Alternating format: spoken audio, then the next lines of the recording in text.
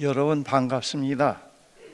제가 이 예배실로 들어올 때 이 교회 분위기 전체가 너무 업데이트되어 있어서 설교가 가능할까 그랬는데 또 차분해지셔서 설교하기가 좋을 것 같습니다. 오늘 김세환 자매 가야금 너무 훌륭합니다. 감사합니다. 이 시편을 여러분들이 읽어보시면은 시인은 매우 어려운 처지에 처해 있다는 사실을 알 수 있습니다. 사방에서 그를 조여오는 불안, 시시각각 느껴오는 생명의 위협, 그리고 현실에서 도피하고 싶은 마음이 시인을 짓누르고 괴롭히고 있습니다. 시인이 당면한 시련은 개인적인 생활의 궁핍이나 질병이나 개인적으로 어떤 상심한 일 때문이 아니었습니다. 그가 살고 있는 시대와 사회와 관련된 문제였습니다. 본문 3절에 시인은 터가 무너지면 의인이 무엇을 할 거라고 하는 말씀이 있습니다. 깊은 탄식입니다. 시인은 그가 살고 있는 시대의 사회 상황을 터가 무너졌다고 하는 말로 표현하고 있습니다. 그것이 바로 시인이 당면한 시련이었습니다.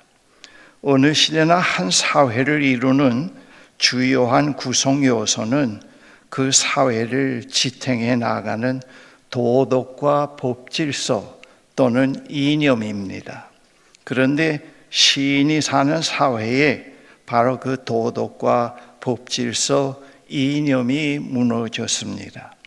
즉 기초가 무너진 사회가 된 것입니다. 그 어느 사회건 사회의 기초가 무너지는 이유는 사람들의 양심이 비뚤어지거나 그 사회 질서를 유지하는 법이 공정하지 못하거나 급격한 시대 변화로 인한 도전입니다. 그 결과로 그 사회에 혼란과 무질서가 오게 됩니다. 그것이 터가 무너진 사회의 현상입니다. 시인은 자기 시대의 사회를 그러한 사회로 묘사하고 있습니다. 법도 양심도 없는 사회, 누구에게나 어디를 가나 바른 질서, 바른 관계, 공평과 정의를 찾아보기 힘듭니다. 다만 권력을 쥔 사람들과 거기에 아부하는 사람이 또는 힘이 있는 사람만이 살 수 있는 사회로 자꾸 변질되어 가고 있습니다. 그렇기 때문에 시인이 살던 시대는 불안으로 가득 찬 사회가 되었습니다. 시인은 본문 2절에 그러한 사회적 불안 현상을 악인이 활을 당기고 살해, 시위를 목임이며 마음이 바른 자를 어두운 데서 쏘려 하는도다라고 표현했습니다. 이 말씀은 기초가 무너진 사회에서 발생되는 악인의 횡포를 의미하는 뜻입니다. 그 시대 사회의 주인은 의인이 아니었습니다. 불의한 자들이었습니다. 법은 있지만 그 법은 권력을 쥔 자의 마음먹음에 따라서 마음대로 바꿀 수 있습니다. 그리고 모든 도덕적 가치도 무너졌습니다.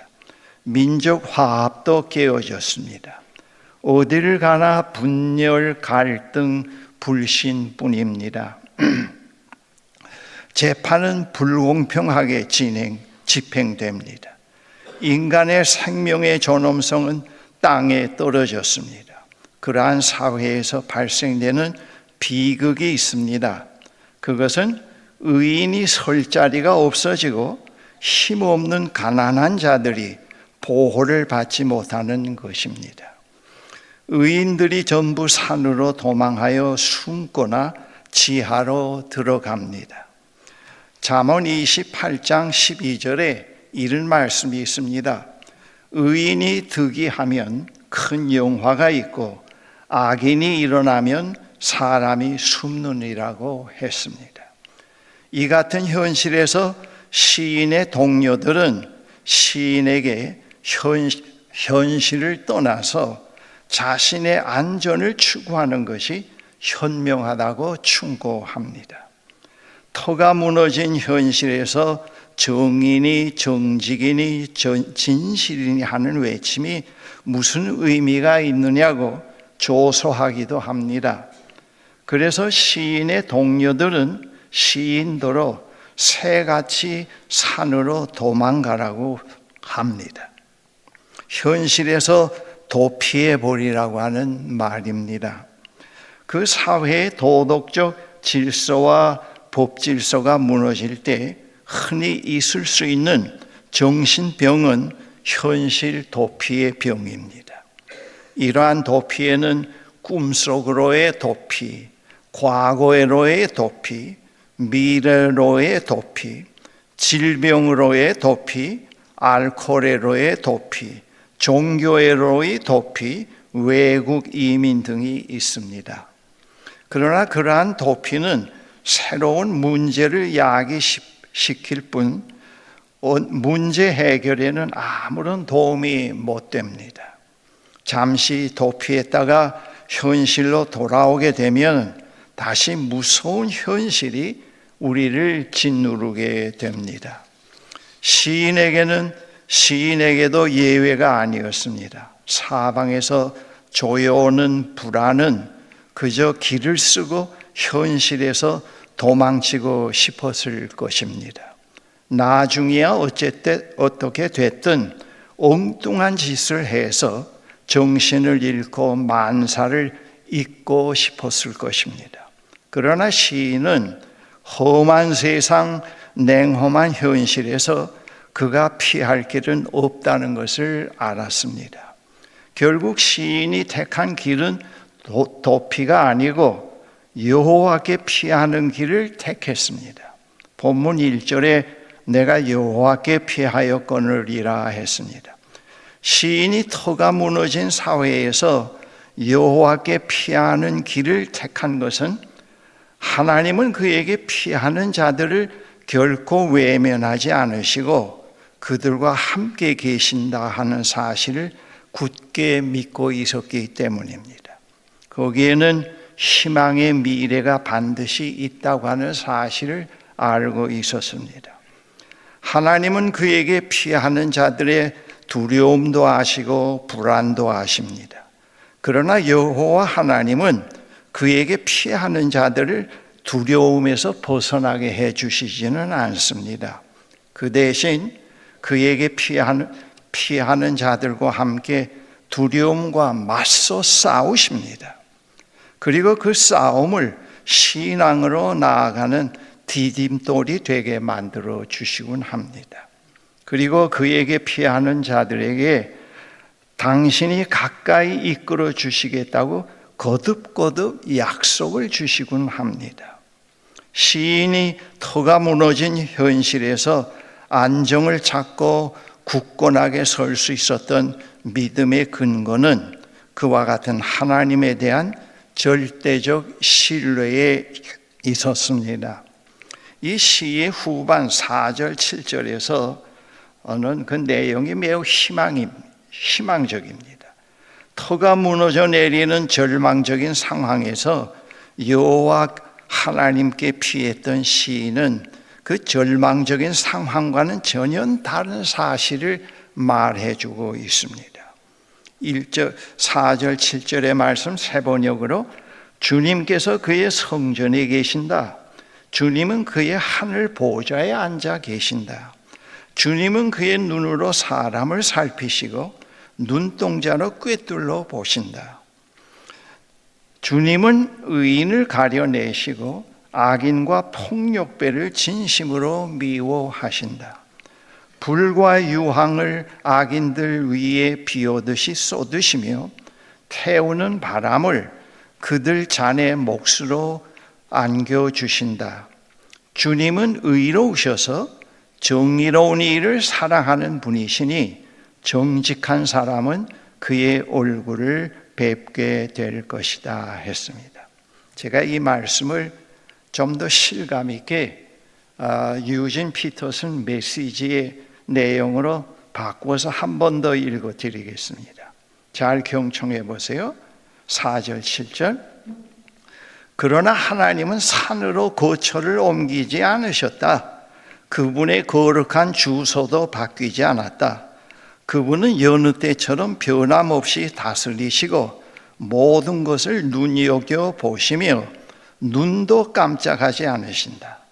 제멋대로 구는 아담의 후손들을 안팎으로 살피시되 하나도 놓치지 않으신다.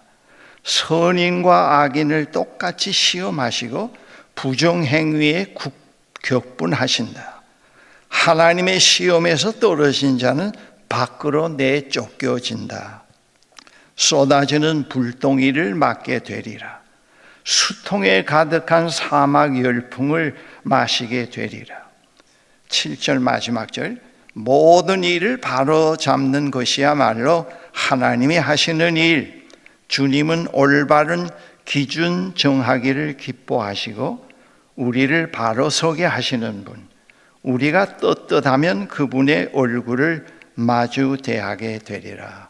이 시인이 하나님께 피해서 뭘 보았는가 하면 이런 하나님을 보신 겁니다.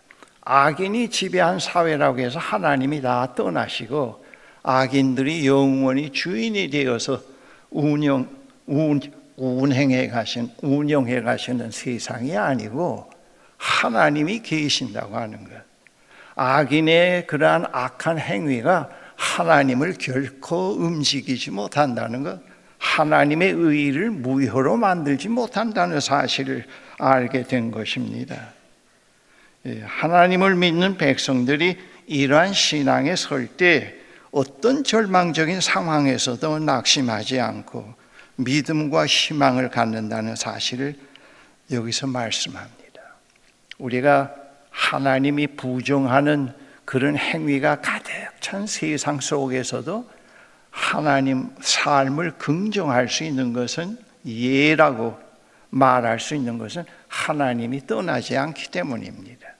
하나님의 자리가 결코 요동치 않고 있다고 하는 것을 우리는 믿음에서 보기 때문입니다. 신앙에서 그걸 알고 있기 때문에 우리는 하나님이 싫어하는 일이 가득한 세상에 사는 것 같으면서도 그 세상을 포기하지 않고 항상 징징 울고 도피하지 않고 담대하게 참되게 정의를 얘기하면서 하나님의 의의를 얘기하면서 살아가게 된다는 그 진리의 말씀을 여기서 우리에게 전해주고 있습니다. 여러분이 터가 무너지면 평화도 깨집니다. 독일어로 평화는 울타리라고 하는 뜻입니다. 일반적으로 한 나라의 울타리를 견고하게 하기 위해서 많은 수의 군대를 뽑아서 훈련시켜 놓고 현대적 무기를 배치해 놓는 것이 절대 원칙처럼 되어 있습니다. 그러나 아무리 군인의 수가 많고 현대 무기를 보유했다고 하여도 터가 견고하지 못하면 그 울타리는 쉽게 붕괴됩니다. 우리 지난날의 역사에서 지금까지 그 사실을 직접 목격해 오고 있지 않습니까?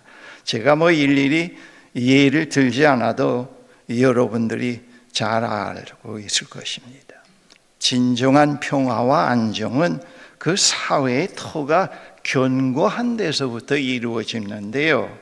이 사회의 터가 견고해지려면은 한 100가지가 그 사회에 있는 100가지가 전부 하나님께서 나인 독일어로 아니요 부정하게 되면은 그 사회는 망해요.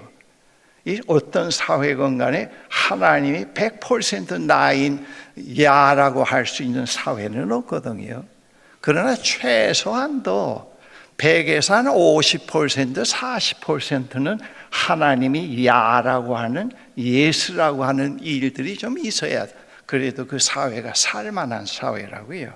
100% 하나님이 예라고 할 수 있는 기업, 국가 그런 건 있을 수가 없다고요. 주님의 몸된 교회도 마찬가지라고요. 하나님이 100% 야라고 할 수 있는 요인들이 교회에 그렇게 많지 않아요. 오히려 나인이라고 하는 요소들이 교회가 더 많습니다. 요즘처럼 패거리들이 갈라지고 엉뚱한 메시지들이 선포되는 이런 교회 상황에서 하나님이 한국 교회에 대해서 야라고 할 수 있는 요인들이 그렇게 많지 않아요. 그래서 우리는 항상 그걸 검토해야 됩니다. 내가 하는 기업에, 내가 살고 있는 공동체에, 교회에, 국가에 하나님의 나인이 전부 다 지배하고 있는 사회가 아닌지, 그렇지 않으면 거기에 하나님이 야라고 할 수 있는 요인들이 좀 있는지, 그런 걸 늘 살펴야 됩니다. 그걸 우리가 평가해야 됩니다.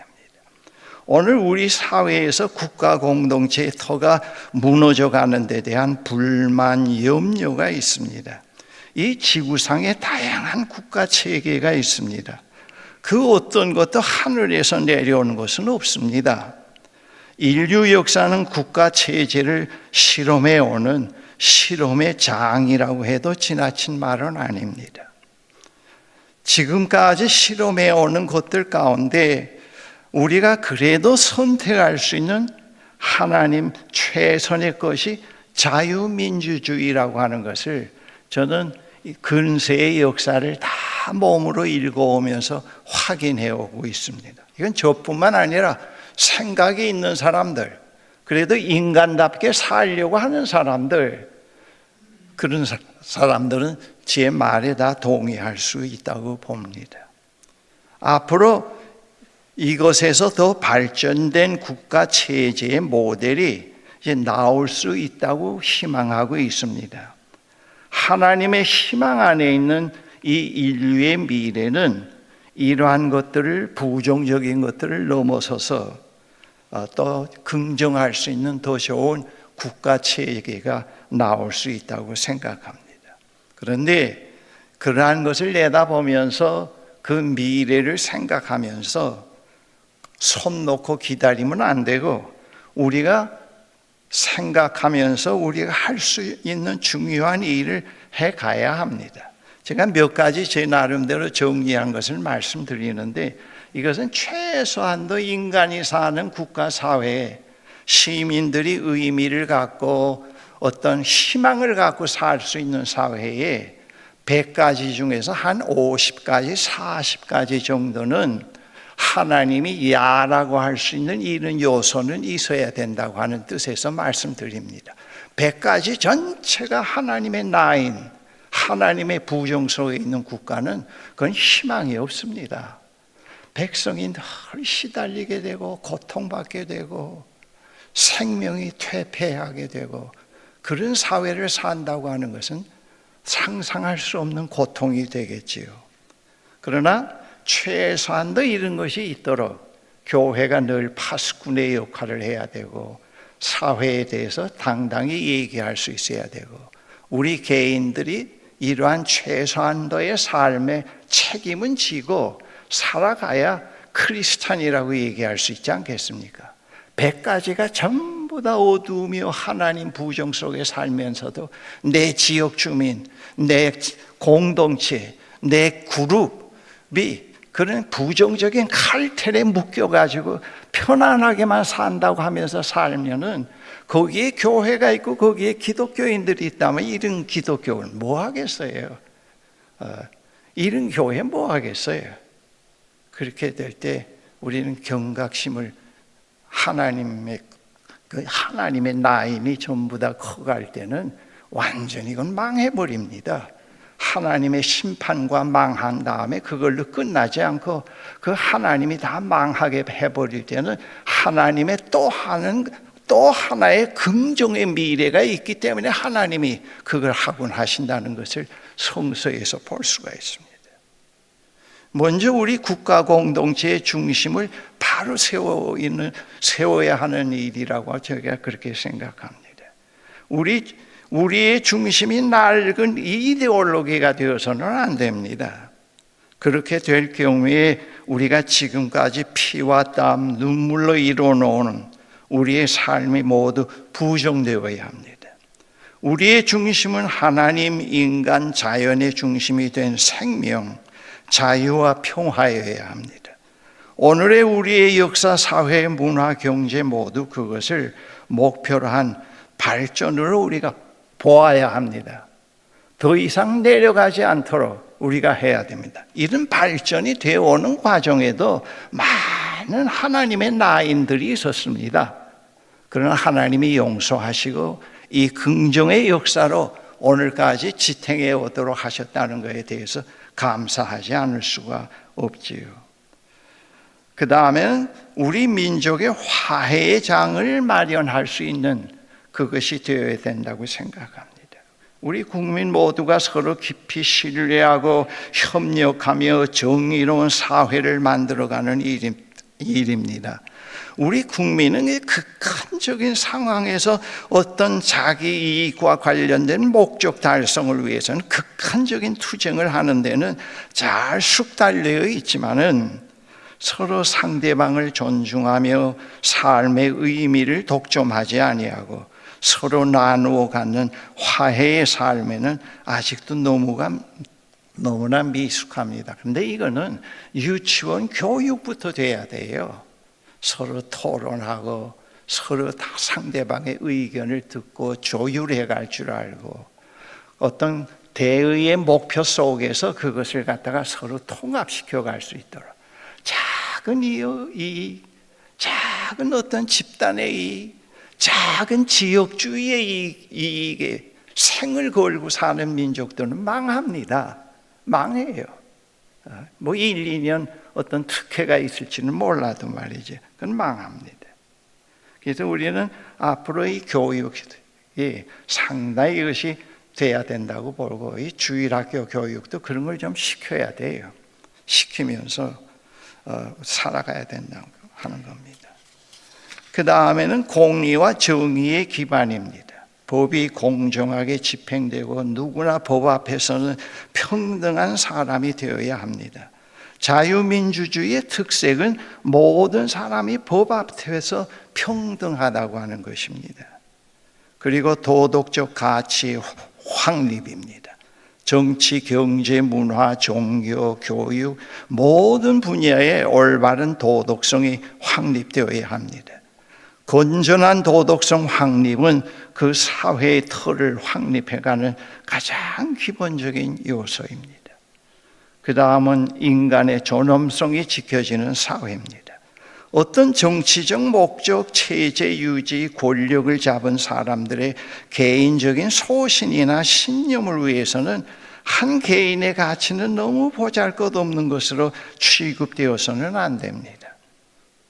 인간의 가치는 사회의 어떤 목적보다도 우선이라는 것이 바르게 인식되어질 때 그 사회는 건전한 터 위에 세워질 수가 있습니다.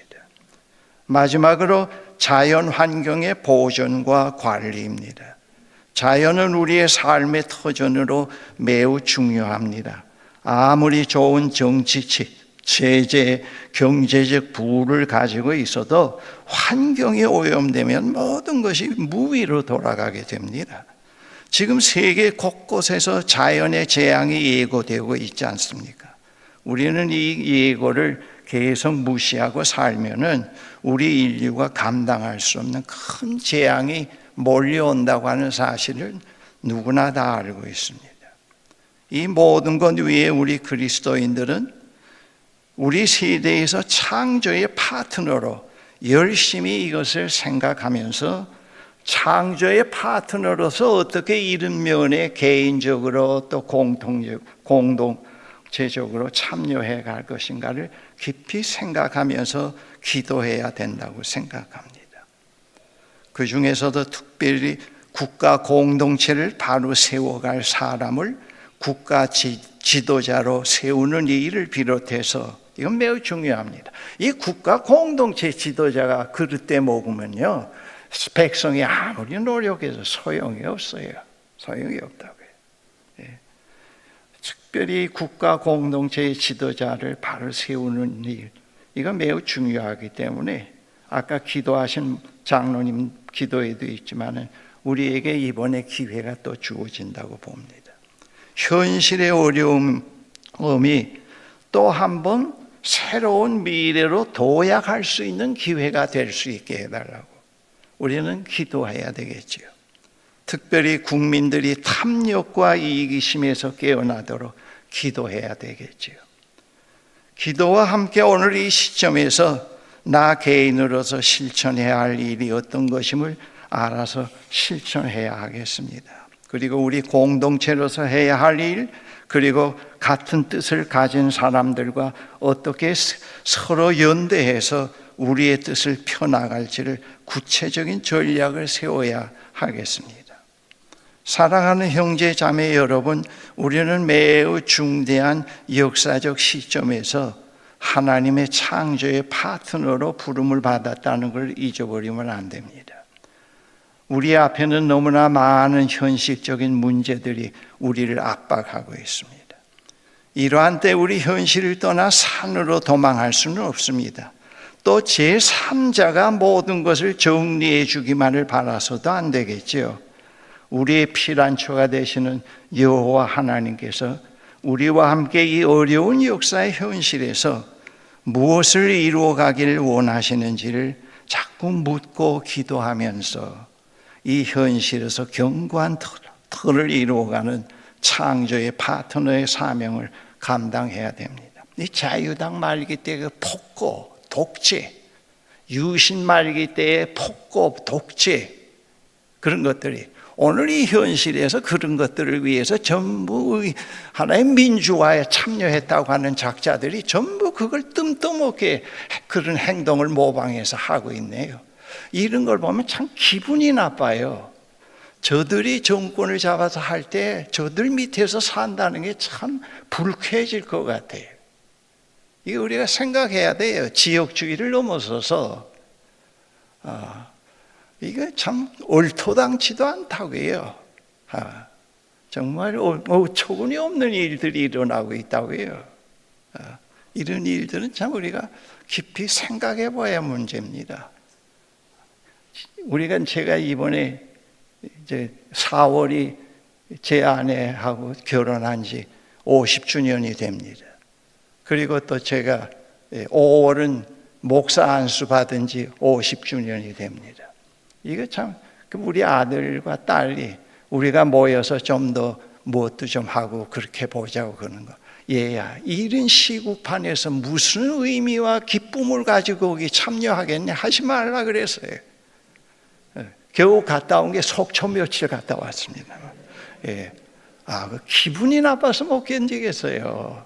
참 기분이 나쁘다고요. 왜 이런 인간들이 앞에 정치 무대에서 활개를 치고 있는지 참 기분이 나쁘다고요.